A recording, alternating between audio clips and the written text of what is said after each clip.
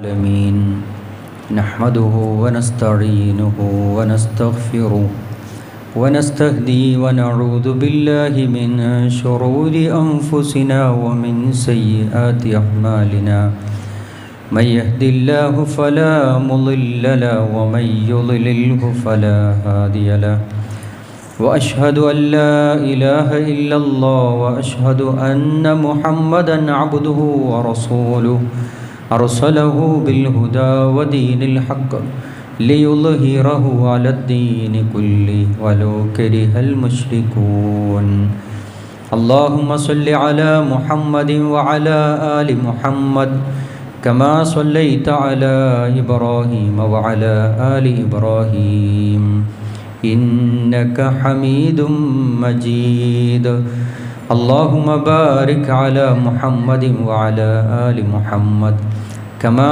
باركت على إبراهيم وعلى آل إبراهيم إنك حميد مجيد أما بعد فإن خير الحديث كتاب الله وخير الهدي هدي محمد صلى الله عليه وسلم وشر الأمور محدثاتها وكل محدثة بدعة وكل بدعة ضلالة وكل ضلالة في النار إن أريد إلا الإصلاح ما استطعت وما توفيقي إلا بالله عليه توكلت وإليه أنيب رب اشرح لي صدري ويسر لي أمري واحلل عقدة من لساني يفقهوا قولي يا أيها الذين آمنوا اتقوا الله حق تقاته ولا تموتن إلا وأنتم مسلمون أعوذ بالله من الشيطان الرجيم يا أيها الناس اتقوا ربكم الذي خلقكم من نفس واحدة وخلق منها زوجها وبث منهما رجالا كثيرا ونساء واتقوا الله الذي تساءلون به والأرحام إن الله كان عليكم رقيبا بسم الله الرحمن الرحيم والذين يكنزون الذهب والفضة ولا ينفقونها في سبيل الله فبشرهم بعذاب أليم. ഏറ്റവും ആദരണീയരായ സത്യവിശ്വാസിനികളെ പ്രപഞ്ച സൃഷ്ടാവായ പടച്ചറബിൻ്റെ നിയമങ്ങളും നിർദ്ദേശങ്ങളും ജീവിതത്തിൻ്റെ നിഖില മേഖലകളിൽ സൂക്ഷിച്ച് ജീവിക്കണമെന്നും പ്രവാചകൻ മുഹമ്മദ് നബി സല്ലല്ലാഹു അലൈഹി വസല്ലമയുടെ ചര്യകളെ കഴിവിൻ്റെ പരമാവധി ജീവിതത്തിൽ പകർത്തി ഈമാനും തഖ്വയും കൈവരിച്ച് ജീവിക്കണമെന്ന് സ്വന്തത്തോടെന്ന പോലെ ഓർമ്മപ്പെടുത്തുകയാണ്, വസിയത്ത് ചെയ്യുകയാണ്. പരിശുദ്ധ റമദാനിൻ്റെ രണ്ടാമത്തെ വെള്ളിയാഴ്ച വളരെ നേരത്തെ തന്നെ പള്ളിയിലേക്ക് വരാനും ഖുർആൻ ഓതാനും ദിക്റുകൾ എടുക്കാനുമൊക്കെ അള്ളാഹു തൗഫീഖ് പ്രദാനം ചെയ്തിരിക്കുകയാണ്. അള്ളാഹു നമ്മിൽ നിന്ന് സ്വീകരിക്കുമാറാകട്ടെ. വിശുദ്ധ റമദാനിൻ്റെ ദിനരാത്രങ്ങൾ വളരെ വേഗം നമ്മിൽ നിന്ന് കൊഴിഞ്ഞുപോയിക്കൊണ്ടിരിക്കുകയാണ്. ഇതുപോലെയാണ് നമ്മളുടെ ആയുസ്സും. വളരെ വേഗം അള്ളാഹു നിശ്ചയിച്ച അജലത്തി റബ്ബിലേക്ക് യാത്ര പോകേണ്ടവരാണ് ഞാനും നിങ്ങളും. അള്ളാഹു ഇട്ടുതന്ന ഒരു അവസരമെന്ന നിലക്ക് ഈ പരിശുദ്ധ റമദാനിൻ്റെ ഇനിയുള്ള ദിനരാത്രങ്ങളെ ഏറ്റവും നന്നായി ഉപയോഗപ്പെടുത്തണം എന്ന് ഓർമ്മപ്പെടുത്തുകയാണ്. അള്ളാഹു അതിന് തൗഫീഖ് പ്രദാനം ചെയ്യുമാറാകട്ടെ. അള്ളാഹു നിശ്ചയിച്ച ഇബാദത്തുകളിൽ വൈവിധ്യങ്ങൾ കാണാൻ കഴിയും. അതിൽ അള്ളാഹു വെച്ചിരിക്കുന്ന യുക്തി രഹസ്യം വളരെ അത്ഭുതകരമാണ് എന്നത് പഠനം നടത്തുമ്പോൾ നമുക്ക് മനസ്സിലാക്കാൻ സാധിക്കുന്നതാണ്. ചിലത് ശരീരം കൊണ്ട് നിർവഹിക്കുന്ന ഇബാദത്തുകളുണ്ട്, മറ്റു ചിലത് സമ്പത്ത് കൊണ്ട് നിർവഹിക്കുന്ന ഇബാദത്തുകളുണ്ട്. അതിനപ്പുറം തൻ്റെ ശരീരവും സമ്പത്തും ഉപയോഗിച്ചുകൊണ്ട് ഇബാദത്ത് നിർവഹിക്കുന്ന ചില ഇബാദത്തുകളെക്കുറിച്ചും അള്ളാഹുവിൻ്റെ ഖുർആനും ഹദീസും ഓർമ്മപ്പെടുത്തുന്നുണ്ട്. സഹോദരങ്ങളെ, ശരീരം കൊണ്ട് ചെയ്യുന്ന ഇബാദത്ത്, അത് 5 നേരത്തെ നമസ്കാരം, അള്ളാഹുവിൻ്റെ മുമ്പിൽ കൈകെട്ടി നമ്മൾ പ്രാർത്ഥിക്കുന്ന വലിയൊരു പ്രാർത്ഥനയും ഇബാദത്തും നമ്മൾ നിർവഹിക്കുന്നവരാണ്. സമ്പത്ത് കൊണ്ട് അവിടുന്ന് കൽപ്പിച്ചത് സക്കാത്തിൻ്റെ നിർവഹണമാണ്. സമ്പത്ത് ഉപയോഗിച്ചുകൊണ്ടുള്ള വലിയ ഇബാദത്തായി അവിടുന്ന് പഠിപ്പിച്ചു. അതുപോലെ തന്നെ സമ്പത്തും തൻ്റെ ശരീരവും അത് ഹജ്ജ് കർമ്മത്തെ സംബന്ധിച്ചിടത്തോളം നമുക്കറിയാം. അതുപോലെ തന്നെ അള്ളാഹുവിൻ്റെ പ്രവാചകൻ സ്വല്ലല്ലാഹു അലൈഹി വസല്ലമ പഠിപ്പിച്ചപ്പോൾ ചില ഇബാദത്തുകളെക്കുറിച്ച് അവിടുന്ന് പറഞ്ഞപ്പോൾ ഏറ്റവും പ്രിയപ്പെട്ടത് ഒഴിവാക്കിക്കൊണ്ടുള്ള ഇബാദത്തിനെ പോലും അവിടുന്ന് പഠിപ്പിക്കപ്പെട്ടതിലാണ് നോമ്പ് എന്ന ഇബാദത്തിനെ നമുക്ക് വായിക്കാൻ കഴിയുന്നത്. സഹോദരങ്ങളെ, പരിശുദ്ധ റമളാനിൻ്റെ പകലിൽ അള്ളാഹു ഹലാലാക്കി തന്ന ഭക്ഷണവും വെള്ളവും, നമ്മൾ മഹ്ർ കൊടുത്ത് സ്വീകരിച്ച നമ്മളുടെ ഭാര്യ, എന്നാൽ പരിശുദ്ധ റമളാനിൻ്റെ പകലിൽ അത്തരത്തിലൊരു സംസർഗം പാടില്ല എന്ന വിധി പറഞ്ഞപ്പോൾ അതിനെ പിടിച്ചു നിർത്താൻ, അതിനെ മനസ്സിനെ പാകപ്പെടുത്താൻ അത്തരത്തിലൊരു വലിയ ഇബാദത്ത് അള്ളാഹുവിൻ്റെ പ്രവാചകൻ സ്വല്ലല്ലാഹു അലൈഹി വസല്ലമ പഠിപ്പിച്ചപ്പോൾ അതിനെ ജീവിതത്തിൽ കൊണ്ടു നടക്കാനുള്ള ഭാഗ്യം അള്ളാഹു നമുക്ക് തന്നിട്ടുണ്ട്. അതുപോലെ തന്നെ ഇത്തരത്തിലെ ധാരാളം ഇബാദത്തുകളെ സംബന്ധിച്ചിടത്തോളം അവിടുന്ന് പഠിപ്പിച്ചിട്ടുണ്ട്. അപ്രിയമായതിനെ നമുക്ക് അള്ളാഹു സമ്മാനിച്ച സമ്പത്ത്, ആ സമ്പത്തിനെ അള്ളാഹുവിൻ്റെ മാർഗത്തിലേക്ക് നിങ്ങൾ കൊടുക്കണം എന്നത് ഖുർആനിൻ്റെ താല്പര്യമാണ്. എന്നാൽ അതൊക്കെ അത്തരത്തിലുള്ള ഇബാദത്തുകളെക്കുറിച്ച് അള്ളാഹുവിൻ്റെ ഖുർആനും ഹദീസും ഓർമ്മപ്പെടുത്തുമ്പോൾ അതൊക്കെ ആസ്വദിച്ച് ചെയ്യണം എന്ന നിലക്ക് നമ്മൾ കഴിഞ്ഞ ഖുതുബയിലും സൂചിപ്പിച്ച ചില ഉണർത്തലുകളായിരുന്നു. ആ നിലക്കൊക്കെ പഠിപ്പിക്കപ്പെട്ട ഇബാദത്തുകൾ ധാരാളമുണ്ട് സഹോദരങ്ങളെ. അതുകൊണ്ട് തന്നെ ഇന്നത്തെ ഖുതുബയിൽ സൂചിപ്പിക്കാനുള്ളത് സക്കാത്തുമായി ബന്ധപ്പെട്ട ചില വിഷയങ്ങൾ സാന്ദർഭികമായി സൂചിപ്പിക്കണം എന്നതാണ് ആഗ്രഹിക്കുന്നത്. സഹോദരങ്ങളെ, മനുഷ്യരെ സംബന്ധിച്ചിടത്തോളം ചിലതിനോട് വലിയ ഇഷ്ടവും താല്പര്യവും കാണിക്കും. ഇപ്പോൾ ഒരു മനുഷ്യനോട് 100 റക്അത്ത് നമസ്കരിക്കണമെന്ന് പറഞ്ഞാൽ സ്വാഭാവികമായും 100 റക്അത്ത് നിസ്കരിക്കാൻ അവൻ റെഡിയാവും. അതുപോലെ തന്നെ 100 ദിവസം നോമ്പെടുക്കണമെന്ന് ഒരാളോട് പറഞ്ഞാൽ അത്തരത്തിൽ ഇബാദത്തു കർമ്മം നിർവഹിക്കുന്ന ഒരാളെ സംബന്ധിച്ചിടത്തോളം അങ്ങനൊരു നോമ്പ് കർമ്മം ജീവിതത്തിൽ ഏറ്റെടുക്കാൻ യാതൊരു തടസ്സവും ഉണ്ടാവില്ല. എന്നാൽ അള്ളാഹു കൊടുത്ത സമ്പത്തിൽ നിന്ന് നിങ്ങളൊരു 100 രൂപ റബ്ബിൻ്റെ മാർഗത്തിലേക്ക് കൊടുക്കണമെന്ന് പറയുമ്പോൾ അവൻ്റെ മനസ്സ് വല്ലാതെ പ്രയാസപ്പെടുകയും അസ്വാരസ്യങ്ങൾ ഉണ്ടാകുകയും ഒക്കെ ചെയ്യുന്നത് കാണാൻ കഴിയും. അതുപോലെയാണ് നേരെ തിരിച്ചും 10,000-ങ്ങളും ലക്ഷങ്ങളും ചിലവഴിക്കുന്ന ചില മനുഷ്യരോട് നിങ്ങൾ അള്ളാഹുവിൻ്റെ പള്ളിയിലേക്ക് വന്ന് 2 റക്അത്ത് നമസ്കരിക്കണം എന്ന് പറയുമ്പോൾ അവരുടെ മനസ്സിൽ എന്തോ ഒരു അസ്വസ്ഥതയാണ്, ഒരു വല്ലാത്ത പ്രയാസമാണ്. ഇത്തരത്തിൽ ഇബാദത്തുകൾ നോക്കിക്കാണുന്ന ധാരാളക്കണക്കിന് മനുഷ്യന്മാരെ നമുക്ക് കാണാൻ സാധിക്കും. എന്തുകൊണ്ട് എന്ന് ചോദിച്ചാൽ അള്ളാഹുവിൻ്റെ ഇഷ്ടത്തെയും പ്രീതിയെയും മാറ്റിവെച്ച് തന്നിഷ്ടങ്ങളെ പിന്തുടർന്ന് ജീവിക്കുന്നു എന്നുള്ളത് കൊണ്ടാണ് ഇത്തരത്തിൽ ഇബാദത്തുകളിൽ നിന്ന് മാറി നിൽക്കാൻ, ഒരുപക്ഷെ അള്ളാഹുവിൻ്റെ കൽപ്പനകളെ മാനിച്ചു ജീവിക്കാൻ മനുഷ്യരെ സംബന്ധിച്ചിടത്തോളം സാധിക്കാതെ വരുന്നത്. എന്നാൽ ഒരു വിശ്വാസിയെ സംബന്ധിച്ചിടത്തോളം ആരാകണം? യഥാർത്ഥ വിശ്വാസി നോക്കണം, എൻ്റെ റബ്ബ് എന്നോട് കൽപ്പിച്ചതെന്താണോ അത് ഞാൻ എൻ്റെ ജീവിതത്തിൽ പകർത്തുന്ന ഒറിജിനൽ വിശ്വാസിയാണ് എന്ന് പ്രഖ്യാപിക്കുന്ന പ്രഖ്യാപനം നടത്താൻ ഒരു വിശ്വാസിയെ സംബന്ധിച്ചിടത്തോളം സാധിക്കണം. ഖലീലുല്ലാഹി ഇബ്രാഹിം നബി അലൈഹിസ്സലാം അവിടുന്ന് വാർദ്ധക്യത്തിലെത്തുന്ന സന്ദർഭത്തിലാണ് ഇബ്രാഹിം നബി അലൈഹിസ്സലാമയ്ക്ക് ഒരു സന്താനത്തെ അള്ളാഹു കൊടുക്കുന്നത്. എന്നാൽ ആ സന്താനത്തെ ബലികർമ്മം നിർവഹിക്കണമെന്ന് അള്ളാഹുവിൻ്റെ കൽപ്പന വന്നപ്പോൾ നോക്കണം സഹോദരങ്ങളെ, ഒരു മൂർച്ചയേറിയ കത്തിയുമെടുത്ത് തൻ്റെ മകനെയും കൊണ്ട് നടന്നു നീങ്ങുന്ന ഇബ്രാഹിം നബി അലൈഹിസ്സലാം ഒരു നാടകം കളിക്കാനല്ല അവിടേക്ക് പോകുന്നത്, മറിച്ച് അള്ളാഹുവിൻ്റെ കൽപ്പന എന്താണോ ഖുർആൻ പറഞ്ഞു, ഖാല അസ്ലിം, ഇബ്രാഹിം നീ മുസ്ലിമാകണം. താമസം ബിന അസ്ലംതു ലിറബ്ബിൽ ആലമീൻ, എന്നാൽ ഞാനിതാ ജീവിതം എൻ്റെ റബ്ബിന് സമർപ്പിക്കുന്നു എന്ന് പ്രഖ്യാപിക്കുന്ന ഇബ്രാഹിം നബി അലൈഹിസ്സലാമിൻ്റെ ഒരു ഈമാനുണ്ട്. ആ ഈമാനിനെ ജീവിതത്തിലേക്ക് കൊണ്ടുവരാൻ എന്ത് പ്രയാസമുള്ളതാണെങ്കിലും എൻ്റെ റബ്ബ് എന്നോട് കൽപ്പിക്കുന്നത് എന്താണോ എൻ്റെ ജീവിതത്തിൽ ചിലതൊക്കെ എനിക്ക് ഭയങ്കര ഇഷ്ടമായി ജീവിതത്തിൽ കൊണ്ടു നടക്കുന്നതുണ്ടാകും.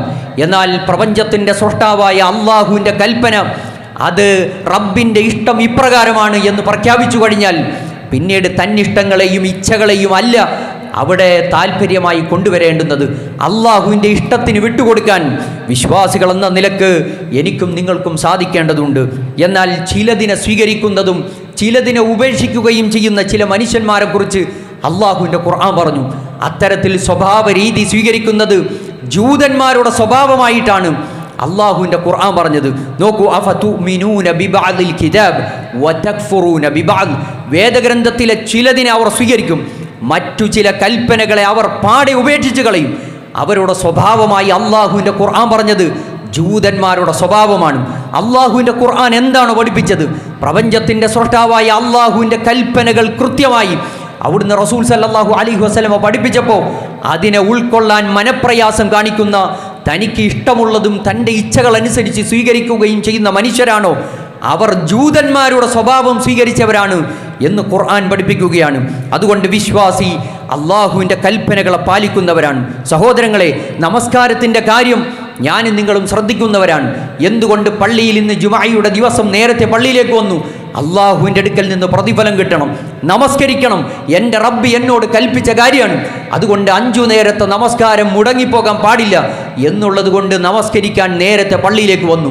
റമളാനിൻ്റെ ദിനരാത്രങ്ങളിൽ നോമ്പെടുക്കണം എന്നത് അള്ളാഹുവിൻ്റെ ഖുർആനിൻ്റെ കൽപ്പനയാണ്. കുത്തിബ അലൈക്കുമു സിയാം കമാ കുത്തിബ അലല്ലദീന മിൻ ഖബലിക്കും.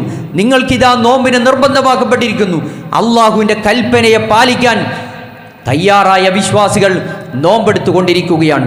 എന്നാൽ പരിശുദ്ധ ഖുർആനും ഹദീസിലും സൂചിപ്പിച്ചതുപോലെ ഇസ്ലാമിൻ്റെ പഞ്ചസ്തംഭങ്ങൾ, അതിലെ നമസ്കാരത്തിനും അതുപോലെ നോമ്പിനും ഇടയിൽ വരുന്ന സക്കാത്ത് എന്ന വിഷയത്തെക്കുറിച്ച് അള്ളാഹുവിൻ്റെ ഖുർആനും ഹദീസും കൃത്യമായി സംസാരിച്ചിട്ടുണ്ട്. എന്നാൽ നമസ്കരിക്കാൻ താല്പര്യം കാണിക്കുന്നത് പോലെ, റമളാനിൽ നോമ്പെടുക്കാൻ താല്പര്യം കാണിക്കുന്നത് പോലെ ഇസ്ലാമിൻ്റെ പഞ്ചസ്തംഭങ്ങളിലെ 3ാമത്തെ വിഷയത്തോട് താല്പര്യം കാണിക്കുന്ന എത്ര വിശ്വാസികളുണ്ട്, എത്ര മുസ്ലിമീങ്ങളുണ്ട് എന്നതിനെക്കുറിച്ച് കൃത്യമായി സഹോദരങ്ങളെ ഞാനും നിങ്ങളും അറിയേണ്ടതുണ്ട്. ഇസ്ലാം കാര്യം ബുനിയൽ ഇസ്ലാം അല ഖംസിൻ, 5 കാര്യങ്ങളിൽ മേൽ നിർബന്ധമാക്കപ്പെട്ട തൂണുകളായി ഇസ്ലാം പഠിപ്പിച്ചു. അതിലൊന്നാമത്തേത് ഷഹാദത്തു അല്ലാ ഇലാഹ ഇല്ലല്ലാഹ്, ആരാധനയ്ക്കർഹൻ അല്ലാഹു അല്ലാതെ മറ്റൊരാളുമില്ല എന്നുള്ള പ്രത്യേകതയാണ്. നോക്കൂ സഹോദരങ്ങളെ, മനസ്സുകൊണ്ട് ഉറക്കെ പ്രഖ്യാപിച്ചു, വിശ്വസിച്ചു.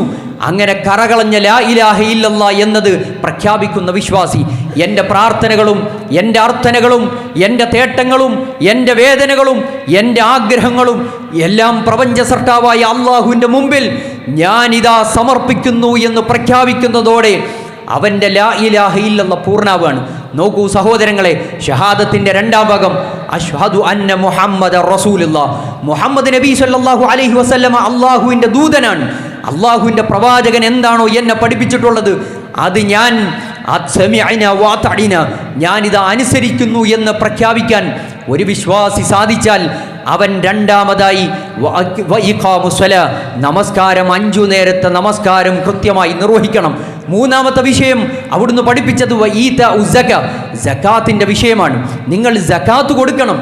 അധ്വാനിച്ചുണ്ടാക്കിയ സമ്പത്തിൽ നിന്ന് അതിൻ്റെ ഒരു വിഹിതം അവകാശപ്പെട്ട ആളുകൾക്ക് കൊടുത്തു വീട്ടണം എന്ന് പറഞ്ഞപ്പോൾ അതിനെ ജീവിതത്തിലേക്ക് കൊണ്ടുവരാൻ നമുക്ക് സാധിക്കേണ്ടതുണ്ട്. അവിടെയാണ് 3ാമത്തെ കാര്യം നാലാമത്തേതായിട്ടാണ് അള്ളാഹുവിൻ്റെ ഇസ്ലാം പഠിപ്പിച്ചിട്ടുള്ളത് സൗമു റമളാൻ, റമളാനിലെ നോമ്പ്. പിന്നീടാണ് ഹജ്ജും ഉംറയും വരുന്നത്. സഹോദരങ്ങളെ, ഇസ്ലാമിൻ്റെ പഞ്ചസ്തംഭങ്ങളിലെ 3ാമത്തെ വിഷയം അതൊരിക്കലും തെറ്റിപ്പോകാൻ പാടില്ല. അതിനൊരു താല്പര്യക്കുറവ് കാണിക്കാൻ പാടില്ല എന്നത് ഞാനും നിങ്ങളും മനസ്സിലാക്കണം. പരിശുദ്ധ ഖുർആനിൽ 30 സ്ഥലങ്ങളിലാണ് സക്കാത്തിനെ കുറിച്ച് അള്ളാഹുവിൻ്റെ ഖുർആൻ സംസാരിക്കുന്നത്. എന്നാൽ സക്കാത്തിനെ കുറിച്ച് സംസാരിക്കുമ്പോൾ ഖുർആനിലെ 28 സ്ഥലങ്ങളിൽ നമസ്കാരത്തോടൊപ്പം ഖുർആൻ എത്ര ഗൗരവത്തിലാണ് അതിനെ സംസാരിച്ചിട്ടുള്ളത്. നമസ്കാരം കൃത്യമായി നിർവഹിക്കുന്നവർ അതിനോട് ചേർത്തി പറഞ്ഞ സക്കാത്ത് എന്ന വിഷയത്തെ പലപ്പോഴും ഗൗനിക്കാറില്ല, ശ്രദ്ധിക്കാറില്ല. 28 സ്ഥലങ്ങളിൽ നമസ്കാരത്തോടൊപ്പം ചേർത്തി പറഞ്ഞ സക്കാത്ത് എന്ന വിഷയത്തിൻ്റെ ഗൗരവം എത്ര പ്രാധാന്യത്തോടു കൂടിയിട്ടാണ് അള്ളാഹുവിൻ്റെ ഖുർആൻ സംസാരിക്കുന്നത്. സൂചിപ്പിച്ചതുപോലെ ബുനിയൽ ഇസ്ലാമു അലാ ഖംസിൻ, 5 കാര്യങ്ങളിൽ സ്ഥാപിതമായി. 5 പില്ലറുകളാണ്. ഇസ്ലാം എന്ന മഹാസംഭവം അത് നിലനിൽക്കണമെങ്കിൽ, ആ സൗധം നിലനിൽക്കണമെങ്കിൽ, ഏതെങ്കിലും ഒരു തൂണ് തകർന്നു പോയാൽ അതിനെ പൂർത്തിയാക്കാൻ കഴിയില്ല എന്ന പാഠം കൂടി വിശ്വാസികൾ എന്ന നിലക്ക് ഞാൻ നിങ്ങൾ മനസ്സിലാക്കേണ്ടതുണ്ട്. എന്നാൽ ഈ സക്കാത്ത് കൊടുക്കേണ്ടത് ആരാണ്? പലപ്പോഴും ആളുകൾ തെറ്റിദ്ധരിച്ചു പോയത് പണക്കാരായ, വലിയ സമ്പന്നരായ, കോടികളുടെ ആസ്തിയുള്ള വലിയ പണക്കാരാകണം ഈ സമ്പത്ത് കൊടുക്കേണ്ടത് എന്ന ചെറിയ തെറ്റിദ്ധാരണകൾ വിശ്വാസികൾക്കിടയിൽ സംഭവിച്ചു പോയിട്ടുണ്ട്. അത് കൃത്യമായ കണക്ക് പോലും ഇസ്ലാം അവിടുന്ന് പഠിപ്പിക്കുന്നത് കാണാൻ കഴിയും. നോക്കൂ സഹോദരങ്ങളെ, ഒരു ഹിജ്റ വർഷത്തേക്ക് തൻ്റെ കൈവശം 595 ഗ്രാം വെള്ളി, അതിൻ്റെ മൂല്യം എത്രയുണ്ടോ തൻ്റെ ചെലവുകൾ മുഴുവൻ ഒരു വർഷം ഹൗല് തികഞ്ഞ് അതിൻ്റെ നിസ്വാബെത്തി കഴിഞ്ഞാൽ നിങ്ങൾ കൃത്യമായി സക്കാത്ത് കൊടുക്കണം. ഇന്നത്തെ കണക്ക് വെച്ച് പരിശോധിച്ചാൽ വെള്ളി 1 ഗ്രാമിൻ്റെ വില പരിശോധിക്കുമ്പോൾ 295 രൂപയാണ്. അങ്ങനെയെങ്കിൽ 595 ഇൻറ്റു 295 നോക്കുമ്പോൾ 1,46,000 രൂപ ഒരു വർഷത്തിൽ തൻ്റെ കൈവശം, അതല്ലെങ്കിൽ ബാങ്ക് അക്കൗണ്ടിൽ, അതല്ലെങ്കിൽ മറ്റുള്ള ആളുകൾക്ക് കടം കൊടുത്തത്, അതൊക്കെ കൈവശമുണ്ടെങ്കിൽ സഹോദര 2.5% അള്ളാഹുവിലേക്ക് കൊടുക്കാൻ അത് നിർബന്ധ ബാധ്യതയായി അള്ളാഹുവിൻ്റെ ഇസ്ലാം, ഈ മതം പഠിപ്പിക്കുകയാണ്. അപ്പോൾ ചിലവ് കഴിച്ചു വരുന്നത് ബാക്കി എത്രയുണ്ടോ 1,46,000 രൂപ കയ്യിലുള്ളവൻ കഴിഞ്ഞ റമദാനിലാണ് സക്കാത്ത് കൊടുത്തതെങ്കിൽ അതിൻ്റെ നിസ്വാബ്, അതിൻ്റെ ഹൗൽ ഒരു വർഷം കൃത്യമായി പൂർണ്ണമായിട്ടുണ്ട്. അതിൻ്റെ കണക്ക് നോക്കി കൃത്യമായി 2.5% ഇസ്ലാമിൽ പഠിപ്പിച്ചതുപോലെ റബ്ബിൻ്റെ മാർഗത്തിലേക്ക് ചിലവഴിക്കാൻ നമുക്ക് സാധിക്കണം.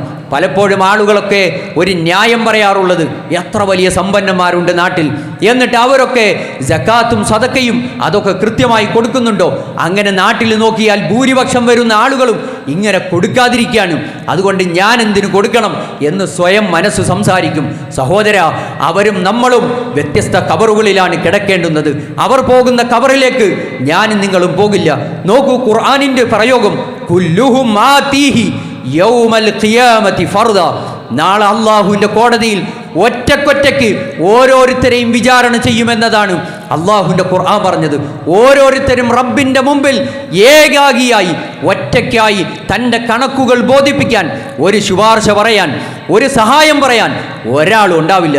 നോക്കൂ, ഇമാം സഅദി റഹിമഹുല്ലാ ഈ ആയത്തിനെ വിശദീകരിച്ച് പറഞ്ഞു, ലാ ഔലാദിൻ, തൻ്റെ സ്നേഹനിധികളായ മക്കൾ നാളെ പരലോകത്ത് ഉപകരിക്കില്ല. വല മാലിൻ, താൻ വാരിക്കൂട്ടി അധ്വാനിച്ചുണ്ടാക്കിയ സമ്പത്ത് അതൊരു പക്ഷേ കൊടുത്തു വീട്ടാതെ അതുമായിട്ടാണ് പരലോകത്തെത്തുന്നതെങ്കിൽ ആ സമ്പത്ത് അവന് ഉപകരിക്കുകയില്ല. വല അൻസാരിൻ, ലോകത്ത് അവനെ സഹായിച്ചു കൊണ്ടിരിക്കുന്ന ഒറ്റ മനുഷ്യനും, അവൻ്റെ കൂടെയുള്ള ഭാര്യയും മക്കളും തൻ്റെ കൂടെ കൂടിയവരും ഒരാളും സഹായിക്കാനുണ്ടാകില്ല. ലൈസ മഅഹു ഇല്ലൽ അമൽ, അവൻ്റെ കൂടെയുള്ളത് അവൻ ചെയ്ത അമലല്ലാതെ മറ്റൊന്നും കൂടെയുണ്ടാകില്ല എന്ന നിലക്കാണ് മഹാരഥനായ പണ്ഡിതൻ സൂചിപ്പിച്ചിട്ടുള്ളത്. സഹോദരങ്ങളെ, അതുകൊണ്ട് ഗൗരവമാണ്. അള്ളാഹുവിൻ്റെ ഖുർആൻ പഠിപ്പിച്ചതുപോലെ കൃത്യമായി നിർവഹിക്കാൻ നമുക്ക് സാധിക്കണം. സമ്പത്ത് തന്നവൻ അള്ളാഹുവാണ്. എന്നാൽ അള്ളാഹുവിന് ഒരു 50%, നിങ്ങളുടെ സമ്പത്തിൻ്റെ 50% കൊടുക്കാം എന്ന് പറയാമായിരുന്നു. റബ്ബ് പറഞ്ഞിട്ടില്ല. 25% എന്നത് പറഞ്ഞിട്ടില്ല. മറിച്ച് അവിടുന്ന് 2.5% മാത്രമാണ്. നോക്കൂ സഹോദര, 100 രൂപയുള്ളവൻ 2.5 രൂപ, 2.5 രൂപ, 1 ലക്ഷം രൂപയുള്ളവൻ 2500 രൂപ സക്കാത്ത് കൊടുക്കണം. ആ സമ്പത്ത് എൻ്റെതല്ല, സ്വന്തമല്ല എന്ന് തിരിച്ചറിയാൻ വിശ്വാസികൾ എന്ന നിലക്ക് എനിക്കും നിങ്ങൾക്കും സാധിക്കേണ്ടതുണ്ട്. പലപ്പോഴും പലരും കാണാറുള്ളത്, സക്കാത്ത് കൊടുക്കുന്നവർ ഞാനൊക്കെ എന്തോ കൊടുക്കുന്ന വലിയ ഔദാര്യമാണ് എന്ന നിലക്കാണ്. സഹോദര, നെഞ്ചത്തു കൈവച്ച് ആലോചിക്കണം. ഔദാര്യമല്ല, പാവപ്പെട്ടവൻ്റെ അവകാശമാണ്. അവകാശത്തെ ഞാനും സ്വന്തമായി അവനും അവനവൻ്റെ കുടുംബവും തിന്നുപോയാൽ നാളെ പരലോകത്ത് അള്ളാഹുവിൻ്റെ കോടതിയിൽ ഇതൊക്കെ ഹറാമിൻ്റെ മുതൽ തിന്നതിൻ്റെ കണക്ക് റബ്ബിൻ്റെ കോടതിയിൽ കുല്ലുഹും ആതീഹി യൗമൽ ഖിയാമത്തി ഫർദ. ഒറ്റയ്ക്കാകുമ്പോൾ, വിചാരണയ്ക്ക് റബ്ബിൻ്റെ കോടതിയിൽ നിൽക്കുമ്പോൾ കൃത്യമായി കണക്ക് ബോധിപ്പിക്കേണ്ടി വരും എന്ന ഗൗരവം നമ്മളുടെ മനസ്സിലേക്ക് കൊണ്ടുവരാൻ സഹോദരങ്ങളെ നമുക്ക് സാധിക്കണം. എന്താണ് സക്കാത്ത് കൊടുത്താൽ ഉണ്ടാകുന്ന നേട്ടത്തെക്കുറിച്ച് അള്ളാഹുവിൻ്റെ ഖുർആനും ഹദീസും സൂചിപ്പിച്ചിട്ടുള്ളത്? റബ്ബിനുള്ള അനുസരണമാണ്, അള്ളാഹുവിനോടുള്ള നന്ദിയാണ്. നോക്കൂ, ഖുർആൻ പറഞ്ഞു, ഖുദു മിൻ അംവാലികും സദഖ, നിങ്ങൾ നിങ്ങളുടെ സമ്പത്ത് അത് പിടിച്ചു വാങ്ങണം എന്നത് ഖുർആൻ പറഞ്ഞു. സമ്പത്തിനെ ശേഖരിക്കണം, അത് കൊടുക്കണം, കൊടുത്തു വീട്ടണം. അവകാശപ്പെട്ട ആളുകൾക്ക് 8 വിഭാഗം ആളുകൾക്ക് അത് കൊടുത്തു വീട്ടണം എന്നത് ഖുർആൻ പഠിപ്പിച്ചു. അതൊരു അനുസരണമാണ്. എൻ്റെ റബ്ബ് എന്നോട് പറഞ്ഞപ്പോൾ ഞാനിതാ അനുസരിക്കാൻ തയ്യാറാണ്. നോക്കൂ സഹോദര, എന്നാൽ റബ്ബിനോടുള്ള നന്ദി പ്രകടനം കൂടിയാണ്. അള്ളാഹുവിനോട് നന്ദി കാണിച്ചാൽ എന്താണ് റബ്ബ് പകരം തരാമെന്ന് പറഞ്ഞത്? ലഇൻ ശകർതും ലഅസീദന്നകും, ലഇൻ ശകർതും ലഅസീദന്നകും. വിശ്വാസികളുടെ മനസ്സിലേക്ക് കോറിയിടേണ്ടുന്ന ഖുർആനിൻ്റെ വചനമാണ്. ലഇൻ ശകർതും, നിങ്ങൾ നന്ദി കാണിച്ചാൽ ലഅസീദന്നകും, നിങ്ങൾക്ക് നാം ഇരട്ടി ഇരട്ടി ഇരട്ടിയായി അള്ളാഹു പകരം നൽകാമെന്നത് അള്ളാഹുവിൻ്റെ വാഗ്ദാനമാണ്. നോക്കൂ, അള്ളാഹുവിന് നന്ദി കാണിക്കാൻ സഹോദരങ്ങളെ സാധിക്കേണ്ടതുണ്ട്. റസൂൽ സല്ലല്ലാഹു അലൈഹി വസല്ലമ സൂചിപ്പിച്ചതുപോലെ മാ നഖസത് മിൻ മാലിൻ സദഖത്തിൻ, നിങ്ങൾ അള്ളാഹുവിലേക്ക് കൊടുക്കുന്നതൊന്നും സദഖയാകട്ടെ സകാത്താകട്ടെ ഏതു മുതലും അതിങ്ങനെ കൊടുത്താൽ ഒരിക്കലും കുറവ് വരില്ല എന്നത് പ്രവാചകൻ മുഹമ്മദ് നബി സല്ലല്ലാഹു അലൈഹി വസല്ലമ പഠിപ്പിക്കുകയാണ്. നോക്കൂ സഹോദരങ്ങളെ, കൊടുത്തവരോട്, കൊടുത്ത് ശീലമുള്ള ആളുകളോട് നിങ്ങളൊന്ന് ചോദിച്ചു നോക്കൂ. കൊടുത്തതിൻ്റെ പേരിൽ, സക്കാത്ത് കൊടുത്തതിൻ്റെ പേരിൽ, സ്വതക്ക കൊടുത്തതിൻ്റെ പേരിൽ സമ്പത്തിൽ ഇന്നേവരെ കുറവ് സംഭവിച്ചിട്ടുണ്ടോ എന്ന് കൊടുത്ത് ശീലമുള്ള ആളുകളോട് ഒന്ന് ചോദിച്ചു നോക്കിയാൽ അവർക്ക് സന്തോഷത്തിൽ, സന്തോഷാധിക്യത്തിൽ അവർക്ക് പറയാൻ കഴിയും ഒരു കുറവും സംഭവിച്ചിട്ടില്ല. കഴിഞ്ഞ ദിനരാത്രങ്ങളിൽ ഒരു പക്ഷേ അള്ളാഹുവിൻ്റെ മാർഗത്തിലേക്ക് പലപ്പോഴും ഒരാളും അറിയാതെ സ്വകാര്യമായി താൻ അധ്വാനിച്ചുണ്ടാക്കിയ സമ്പത്തിൻ്റെ വിഹിതം അള്ളാഹുലേക്ക് കൊടുത്തിട്ടുണ്ടാകും. അവനവനും അവൻ്റെ റബ്ബും മാത്രമറിയുന്ന സ്വകാര്യ സമ്പത്ത് അതൊക്കെ കൊടുത്തപ്പോൾ റബ്ബ് പല വഴികളിലൂടെ തിരിച്ചു തന്നിട്ടുണ്ട് കൂട്ടരെ. നമ്മൾ അറിഞ്ഞിട്ടില്ല. പലതും അള്ളാഹു എളുപ്പമാക്കിയിട്ടുണ്ട്. നമ്മളുടെ ചിന്തകൾക്കും നമ്മളുടെ വിശ്വാസത്തിനും അപ്പുറമാണ് റബ്ബിൻ്റെ സഹായം എന്നതിനെ കൂടി നമ്മൾ കൂട്ടി വായിക്കേണ്ടതുണ്ട്. അവിടാണ് റസൂലുള്ള പറഞ്ഞത്, നിങ്ങൾ കൊടുത്താൽ ഒരിക്കലും സമ്പത്തിൽ കുറവ് വരില്ല എന്ന്. നോക്കൂ സഹോദരങ്ങളെ, കൊടുത്തവർക്ക് വീണ്ടും കൊടുക്കാൻ. കഴിഞ്ഞ റമദാനിൽ സക്കാത്ത് കൊടുത്തവരാണെങ്കിൽ 10,000 സക്കാത്ത് കൊടുത്തു. എന്നാൽ ഇക്കൊല്ലം 10,500 കൊടുക്കാനുള്ള കപ്പാസിറ്റിയിലേക്ക് അള്ളാഹു എത്തിക്കും. സഹോദരങ്ങളെ, അങ്ങനെയാണ്. ഒരിക്കലും കൊടുത്തതിൻ്റെ പേരിൽ കുറവ് സംഭവിക്കില്ല എന്നതാണ് അള്ളാഹുവിൻ്റെ ഖുർആനും ഹദീസും ഓർമ്മപ്പെടുത്തുന്നത്. രണ്ടാമത്തതായി ഖുർആൻ പറഞ്ഞത് ഈമാനുള്ള ആളുകളുടെ അടയാളമാണ് സക്കാത്ത് കൊടുക്കുക എന്നത്. ഖദ് അഫ്ലഹൽ മുഅ്മിനൂൻ, സൂറത്ത് മുഅ്മിനൂനിൻ്റെ ആദ്യത്തെ വചനത്തിൽ കാണാം വിശ്വസിച്ച, വിജയിച്ച വിശ്വാസികൾ ആരാണ്. അവിടെ ഖുർആൻ പറഞ്ഞത് വല്ലദീനഹും ലിസ്സകാത്തി ഫാഇലൂൻ, അവരെ ഏൽപ്പിച്ച സമ്പത്തിൽ നിന്ന് സക്കാത്ത് കൃത്യമായി കൊടുത്തു വീട്ടുന്നവരാണ്. അവരാണ് ഒറിജിനൽ വിശ്വാസികൾ. വിശ്വാസികളാണോ? സമ്പത്ത് ഒരുപക്ഷെ കൃത്യമായി കണക്കുകൂട്ടി കൊടുക്കാതെ എങ്ങനെയെങ്കിലുമൊക്കെ കൊടുത്തിട്ട് ഞാനൊക്കെ സക്കാത്ത് കൊടുത്തു എന്ന് സ്വയം മനസ്സിൽ തൃപ്തിപ്പെട്ടവനാണോ?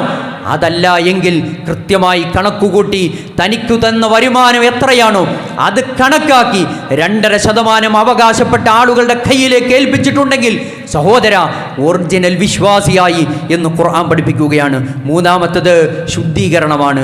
സക്കാത്ത് കൊടുക്കുന്നതോടുകൂടി മനസ്സിൻ്റെ ശുദ്ധീകരണം, സമ്പത്തിൻ്റെ ശുദ്ധീകരണം.